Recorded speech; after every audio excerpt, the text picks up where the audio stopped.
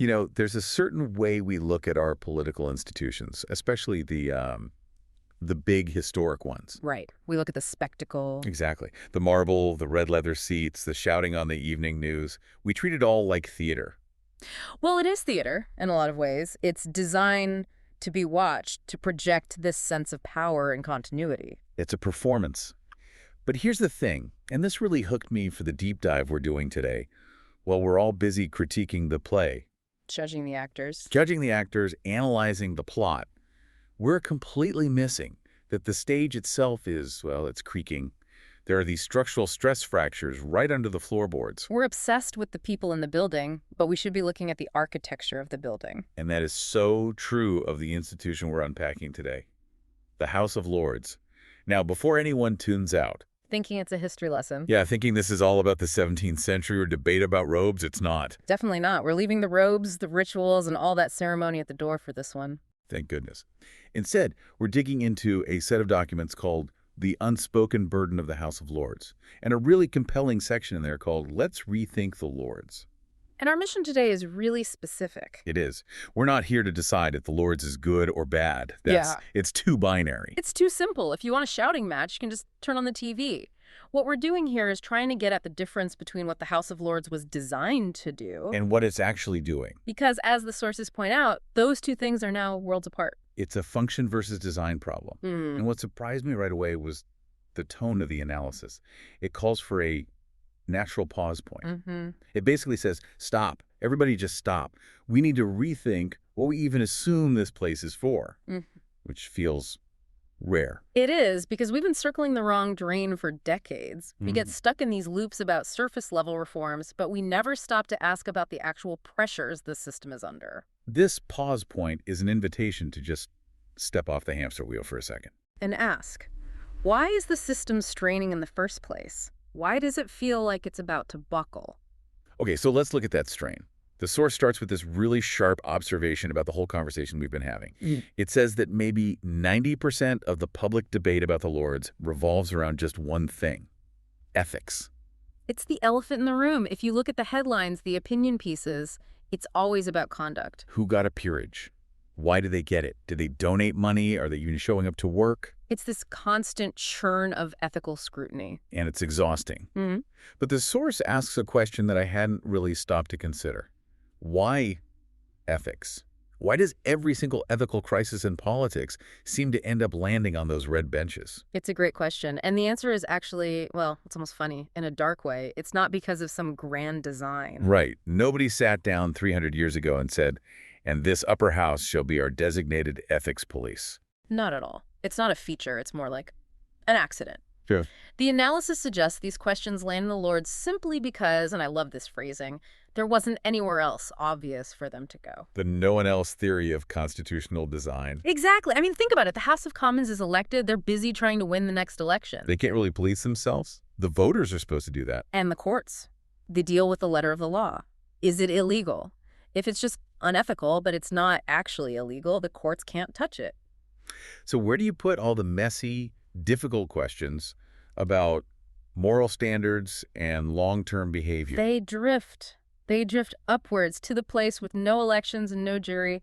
They drift to the Lords. It's like when you're tidying your house. Yeah. And you have that one weird object. Yeah. A spare key for a lock you don't own anymore, or a weird-sized battery. Yes. You don't have a specific drawer for it, so it ends up on the kitchen counter. That's a perfect analogy. The House of Lords has become the kitchen counter of the British Constitution. And that's a problem. Because we end up judging it for being a messy counter when it was never designed to hold all this stuff in the first place. Exactly. We're judging a fish by its ability to climb a tree. We're angry at the Lords for being bad at policing ethics when it was never built to be a police station. But this is the pivot. This is where the deep dive really gets going. The source says basically, okay, we get it, ethics is a mess. But if we stop there, we're missing the entire iceberg. Right. Ethics is just the symptom. It's the fever telling you there's an infection somewhere else. And the underlying condition is this catch-all nature, this junk drawer idea you mentioned. The source says 3 other huge things have been thrown in there alongside ethics. These are the hidden burdens, the things we quietly rely on the Lords to do, but we rarely ever talk about. So what's the first one? The first one is expertise. And we don't just mean smart people. We're talking deep, technical, sometimes really boringly specific knowledge. Exactly. The nuts and bolts. We're talking about scientists who understand epidemiology at a PhD level, Yeah. engineers who get the details of a nuclear power grid. Former generals who know military supply chains inside out. The source argues that the Lords has become the main reservoir for that kind of talent in our legislature. Which makes sense, because in the House of Commons, well, MPs have to be generalists, don't they? They have to be. They need to know a little bit about everything, from potholes in their constituency to international trade. They just don't have time to also be a nuclear physicist on the side. And they turn over so quickly. So the system almost unconsciously just dumps that requirement onto the Lords. Right, so that's item number 1 in the drawer, the brain trust. Okay, what's the second hidden role? Institutional memory. This one really hit me. The idea that someone somewhere has to remember why we did something a certain way 20 years ago. A living archive. In a democracy, new blood is a good thing. We want new MPs, new ideas, but the downside is amnesia. You get a new minister who has no idea why a certain policy failed back in 2005. They see a rule, think this is silly, let's get rid of it, not realizing it's there to prevent a specific kind of disaster. And the Lords are the ones who can say, whoa, hang on, we tried that in the 90s. Here's why it was a catastrophe. Here's where the bodies are buried. It stops the government from stepping on the same rake over and over again. Or at least it's supposed to. Hopefully. Okay, and then the third thing in the junk drawer. This one feels a bit more abstract, but the source really emphasizes it. Stability. The source calls it a quiet expectation.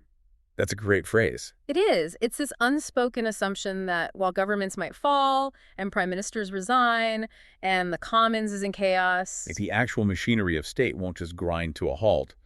Someone, somewhere, is keeping the lights on. it's the ballast in the ship. Even if the captain is running around screaming, the ship doesn't just tip over because there's this heavy stabilizing weight deep down. So, wow, look at what's in this drawer.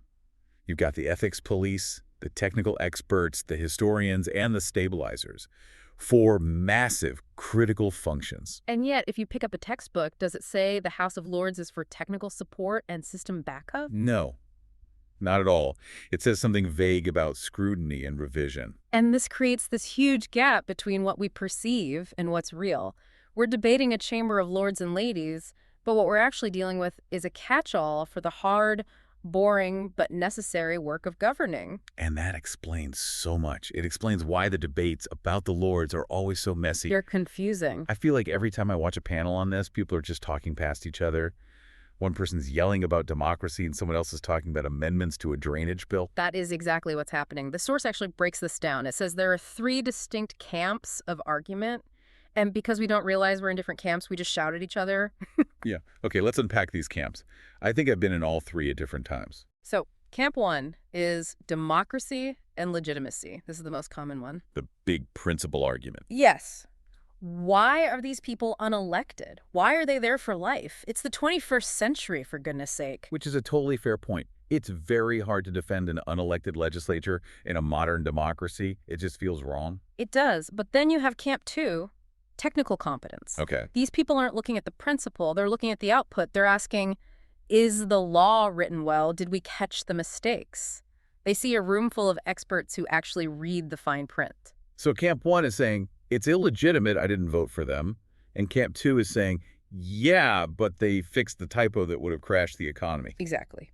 And then there's camp 3, values.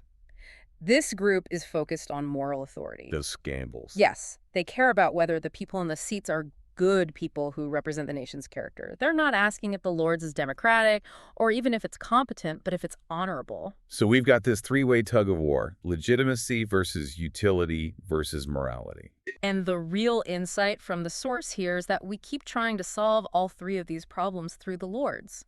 We fight over the container.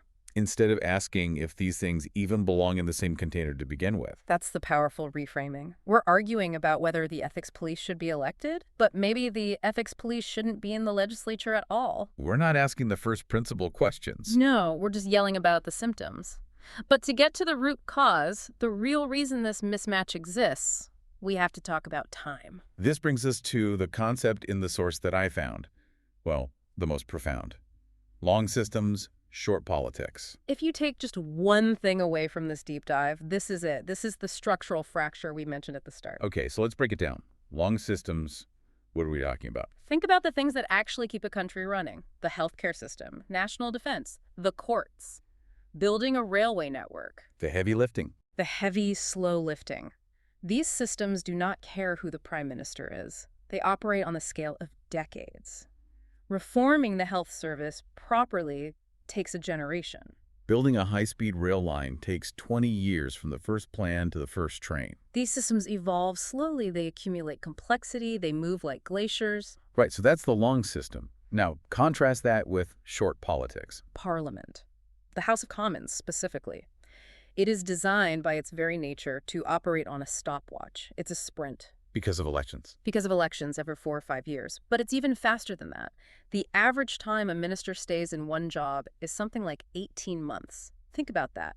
18 months to understand a massive government department, make a plan, and see it through before you get moved somewhere else. And the news cycle changes every 18 hours. Government priorities shift with the latest poll. One week, it's all about spending. The next, it's all about cuts. So you have Parliament, which is hyperactive, twitchy, constantly changing direction. Which is a feature, not a bug. It's meant to be responsive. Right. But then you have these huge systems, health, defense, energy, that need stability and consistency just to function. And that creates a car crash. If you have short politics constantly yanking the steering wheel of the long systems, you just get chaos. Projects that start and stop. Funding that appears and then vanishes. Hospitals that just stop listening because they know the minister will be gone in a year anyway. It's like trying to steer an oil tanker with a video game controller. You're just going to crash it. So the million-dollar question is, how has the system survived this? Why hasn't it all just collapsed? And this is where the Lords comes back into the picture. The source argues it became the shock absorber. Ow. Just by slowing things down. Partly, but mainly by filling its benches with people who live in long system time. What do you mean by that? Well, think about who gets appointed. It's often people at the end of their careers. Right. Retired, top civil servants, former judges, academics who studied one thing for 40 years. People who are not running for re-election. They don't care about next week's poll or today's tweet. They care if a law will still work in 10 years' time. So they're the ones saying, hang on. We tried a reform like this in the 80s. It takes a decade to implement. Have you thought about the transition? They bridge the time gap. They provide the continuity that the elected House structurally can't because it's too busy being responsive to voters. But, and this is critical, the source is clear. This wasn't some genius, elegant design choice. Not it. It was just convenient. It was an accident of history. Completely. We needed somewhere to put these experienced people when they retired from active politics, so we put them in the Lords. And because they were there, they just started doing this long system work. It's the constitutional duct tape. It's the duct tape holding the two different time frames together, and that brings us to the hinge point of the whole discussion. Yes, the source actually calls it a hinge. We've spent our time diagnosing the patient. We get the ethics trap, the junk drawer, the time mismatch. But you can't just admire the problem. You have to look at what comes next. From diagnosis to treatment. And the source poses some really hard questions. Questions that go way beyond should they wear robes. The first big one is about expertise itself. Is the legislature really the best place to park all this long-term technical knowledge? It's a provocative question, isn't it? We assume that because the experts are in the Lords, they should be. But maybe they shouldn't. Maybe that expertise belongs somewhere else. A stronger civil service or independent advisory councils, a totally different body. Right. Just because the junk drawer is full of batteries doesn't mean the kitchen is the best place to store them. Maybe we need a dedicated battery cabinet in the garage. Exactly. Which leads to the next question about how we get that expertise. The source asks, what would it look like to represent expertise deliberately rather than accidentally? I love that phrase. Deliberately rather than accidentally. Because right now, we get expertise by luck. A prime minister happens to like a particular climate scientist, so they get a seat. But what if we designed a system to make sure that voice was there on purpose? What if we decided we need engineers, we need doctors, we need social care workers in that room, and we built a structure to guarantee it? Instead of just hoping for the best, and that leads to the biggest question of all. How would we design this from scratch? If you had a blank sheet of paper, no history, no House of Lords, what would you build? Would it be appointed? elected, some kind of mix. And this is where the tension comes roaring back, because if you make it fully elected, you satisfy Camp 1, the democracy camp. But do you lose the long system memory?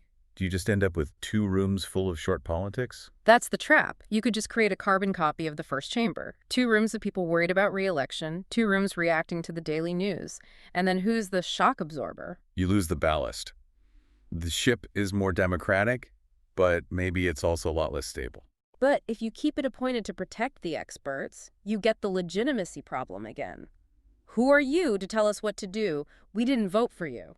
There's no easy answer, and the source really warns us here. Yeah. We have to separate these problems. This is crucial.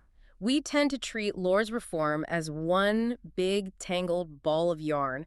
You pull one thread and the whole thing gets tighter. The source says we need to pull the threads apart. Exactly. You can fix the ethics rules, make them stricter, make it easier to kick people out, without necessarily destroying the expertise function. And you could reform how expertise is represented without having to make the whole chamber 100% elected. We need to be surgical. Use a scalpel, not a sledgehammer. Okay, so let's zoom out.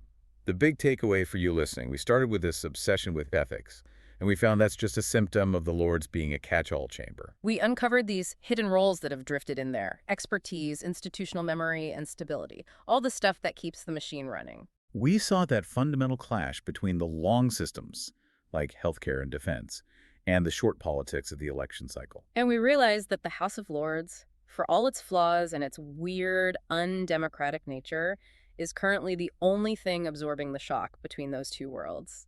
It's doing a job it was never designed for, but a job that desperately needs doing.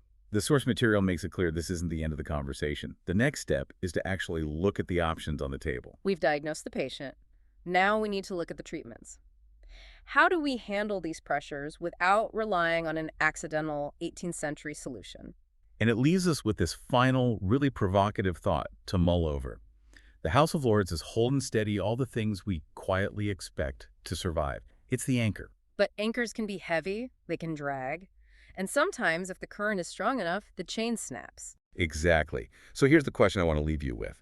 If we stripped away all the history, the tradition, the gold, and the titles, and we just looked at the functions, expertise, memory, stability, would we ever invent the House of Lords to solve them?